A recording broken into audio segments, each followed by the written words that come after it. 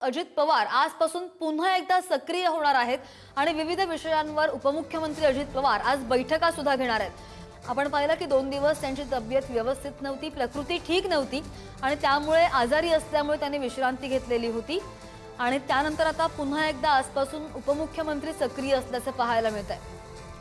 आणि या संदर्भात अधिक जाणून घेत आमचे प्रतिनिधी नंदकिशोर आपल्या सोबत आहेत। नंदकिशोर, आपण पाहिलं अजित पवारांची जी नाराजी एक साइडला होती आणि दुसरीकडे ते आजारी होते अशाही चर्चा होत्या। त्या पार्श्वभूमीवर 2 दिवस ते कुठेच सक्रिय नव्हते असं दिसलं, मात्र आता पुन्हा आजपासून ते सक्रिय होत आहेत अशी माहिती समोर येते।